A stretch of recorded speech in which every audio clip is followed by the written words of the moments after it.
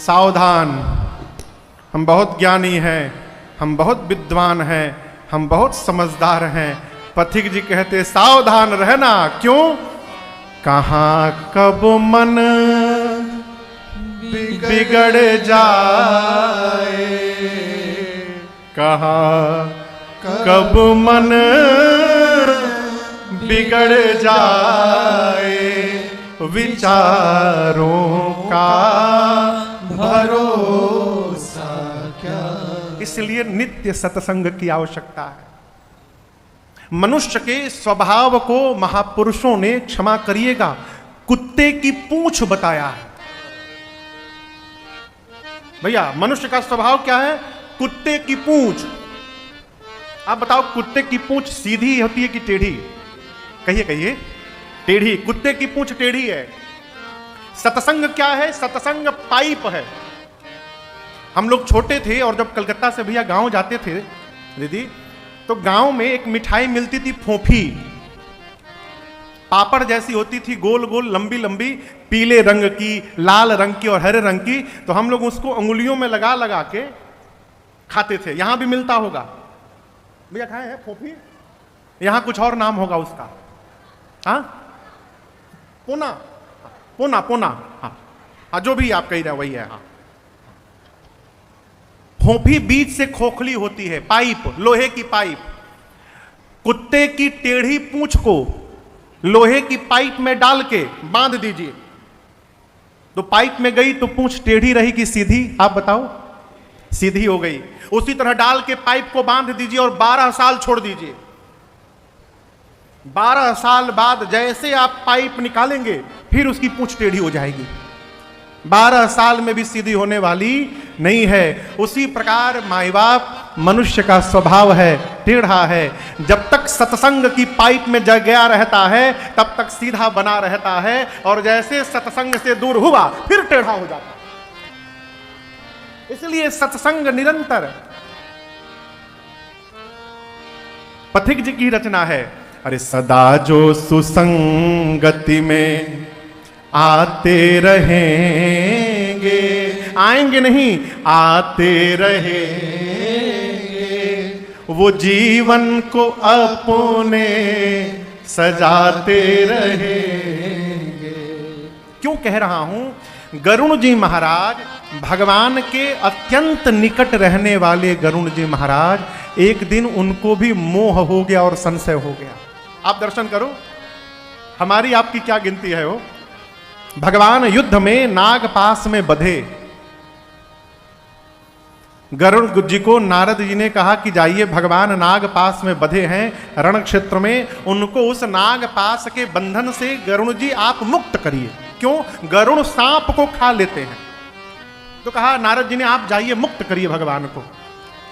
नारद जी आए, भगवान को नागपाश से मुक्त किए, खोल कर गए, स्वयं बंध गए। किसमें बंध गए? मोह में बंध गए, भ्रम में बंध गए। सोचने लगे, जिस भगवान के नाम का स्मरण करके जीव अपार भव सागर को पार कर जाता है, जिस भगवान के नाम का स्मरण करके जीव भव बंधन से मुक्त हो जाता है, उसी भगवान को ये राक्षस बांध दिए। भव बंधन ते छूटई, नर जपी जाकर नाम, खरब निशाचर बाधई, नाग पास सोई राम। ये वही राम जी हैं, ये असली राम जी नहीं है, दूसरे हैं। बंध गए मोह में गरुण जी महाराज। और यहां एक निवेदन करूंगा, जब भगवान की कोई लीला अपने समझ में ना आवे ना, तो ये मान लेना चाहिए कि अभी हम समझने लायक नहीं हुए हैं। जीव क्या करता है, उल्टा भगवान पे ही क्वेश्चन लगा देता है, नहीं भगवान ने बहुत गलत किया। भगवान हमारे आपकी बस की बात नहीं है, वो भगवान को समझ लेना। अरे समझ में न आती है लीला हरि की, वो क्या कर रहे हैं और कब क्या करे। क्या कर रहे हैं, कब क्या करेंगे, ये हमारे आपके सोच से बहुत दूर है। इसलिए परिस्थिति को स्वीकार करने का स्वभाव बनाइए। जिंदगी की डोर सौंप हाथ दीनानाथ के, यदि सौंप दिया, उसके बाद महलों में राखे चाहे झोपड़ी में बास दे। आप जानो, आपका काम जाने, हम क्या करेंगे। धन्यवाद निर्विवाद, बस राम राम कहिए, जाहि विधि राखे राम ताहि विधि रहिए। आत्मसमर्पण। गरुण जी महाराज सोचे ये भगवान नहीं है, भगवान को भला कोई बांध सकता है। पहुंचे नारद जी के पास, गरुण जी जाकर अपनी बात कहे, नारद जी मुस्कुराए, कहे आपको भी पकड़ लिया। गरुण जी बोले क्या? नारद जी बोले इस बीमारी ने एक बार हमको भी पकड़ा था। ओहो, आपको भी बीमारी ने पकड़ लिया। एक काम करिए, आपको मेरे पिताजी के पास जाना पड़ेगा, ब्रह्मा जी के पास, उनके पास जाइए। अब यदि आपसे कोई डॉक्टर कही दे कि आपको बहुत खतरनाक बीमारी हो गई है, हमको नाम पता नहीं चल पा रहा है, लेकिन बहुत डेंजरस बीमारी है, आपको नींद आएगी? गरुण जी की नींद उड़ गई, सोचे बीमार हो गया हूं, भगे ब्रह्मा जी के पास, जाकर अपना सिम्टम बताएं। ब्रह्मा जी मुस्कुराए, बोले पकड़ लिया, आपको भी पकड़ लिया। गरुण जी बोले जो बोलता मिलता है कहता है पकड़ लिया, क्या पकड़ लिया? ब्रह्मा जी बोले जिसने हमको पकड़ा था एक बार, इस बीमारी ने हमको भी पकड़ा है एक बार। एक काम करिए, आपको स्पेशलिस्ट के पास जाना पड़ेगा। इस बीमारी के स्पेशलिस्ट है शंकर भगवान, उन्हीं के पास जाइए। गरुण जी भगे कैलाश की ओर, शंकर जी बीच रास्ते में मिल गए। गरुण जी ने कहा कि न ब्रह्मा जी ने आप ही के पास भेजा है बाबा, बहुत बड़ी बीमारी हो गई है, आप दूर करेंगे। शंकर जी बोले कि लक्षण बताओ। गरुण जी सिम्टम बताएं। शंकर जी बोले पक्का पकड़ लिया है। गरुण जी बोले दूर करिए। शंकर जी बोले कहाँ दूर करे? चेंबर तो हमारे कैलाश में है, आप रास्ते में मिले हो, रास्ते में कैसे दूर कर दे? हाँ लेकिन एक उपाय बताता हूं, आपकी ये बीमारी जाएगी कैसे वो मुझे पता चल गया। आपका जो संशय है ये कैसे समाप्त होगा मुझे पता चल गया। गरुण जी बोले कैसे समाप्त होगा? शंकर जी बोले गरुण जी तबहि होय सब संशय भंगा, कब? जब बहुकाल करिय सतसंगा। हे पक्षीराज गरुण जी महाराज, आपका संशय तभी समापन की ओर अग्रसर होगा। कब? जब 1-2 दिन नहीं, बहुत काल तक आप निरंतर सत्संग करेंगे तो आपका संशय समाप्त हो जाएगा। अब गरुण जी पड़े परेशान कि प्रभु इतना लंबा सत्संग कहाँ होता है? शंकर जी बोले एक स्थान है जहां दिन रात केवल भगवान की कथा होती है। ऐसे स्थान पर आपको भेज रहा हूं गरुण जी, जहां तजी हरि भजन काज नहीं पूजा, जहां भगवान के भजन को छोड़कर दूसरा कोई काम नहीं है। कहां? नीलगिरी पर्वत जाइए, वहां कागभूषुंडी जी महाराज मिलेंगे। उनका एक ही काम, 27 कल्प से वहां भगवान की कथा गा रहे हैं। आप जाइए, वहां उनसे कथा सुनिए, आपका संशय भ्रम समाप्त हो जाएगा। पार्वती मैया ने शंकर जी से पूछा, बाबा आप चाहते तो उसी क्षण गरुण जी का संशय समाप्त कर सकते थे, आपने क्यों नहीं किया? शंकर जी बोले देवी, भगवान के निकट रहने वाले जीव को संशय यदि हो रहा है तो आप समझिएगा वो संशय हुआ नहीं है, जानबूझकर भगवान ने उसको संशय में डाला है। क्यों? होई की न कबहु अभिमाना, सोई खो वै चह कृपा निधाना।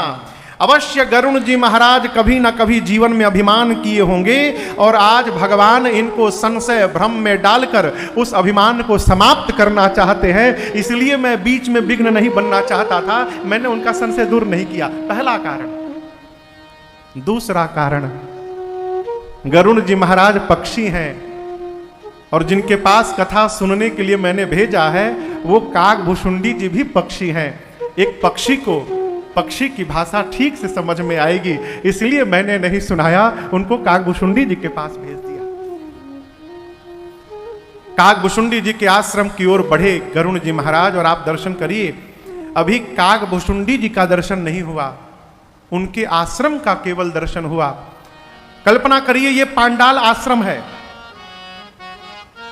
ये पांडाल कागभूषुंडी जी का आश्रम है और इस मंच पर बैठकर कागभूषुंडी जी कथा गाते हैं। शंकर जी बोले थे पांडाल के भीतर जाइएगा, बैठिएगा, कथा सुनिएगा बहुत काल तक, तब संशय समाप्त होगा। गरुण जी महाराज आए, पांडाल के भीतर नहीं आए, अभी केवल पांडाल को देखा, यानी आश्रम का दर्शन प्राप्त हुआ और सारा संशय समाप्त हो गया। जिस आश्रम में भगवान की कथा निरंतर हो रही है, कथा होते होते उस आश्रम की इतनी महत्ता हो गई, इतनी महिमा हो गई कि उस आश्रम का दर्शन प्राप्त हुआ और काकभूषुंडी गरुण जी का सारा भ्रम समाप्त हो गया। मन में सोचे, आश्रम के दर्शन से संशय भ्रम समाप्त हो गया, तो जब भगवान की कथा श्रवण कर लूंगा तो क्या परिवर्तन होगा जीवन में। काकभूषुंडी जी के पास आए, काकभूषुंडी जी ने उनका स्वागत किया, बिठाया, पूजन किया और यहां दर्शन करिए। हम उस देश में रहते हैं माई बाप, जहां का कौवा भी मीठा वचन बोलता है। ये भारत की महिमा है।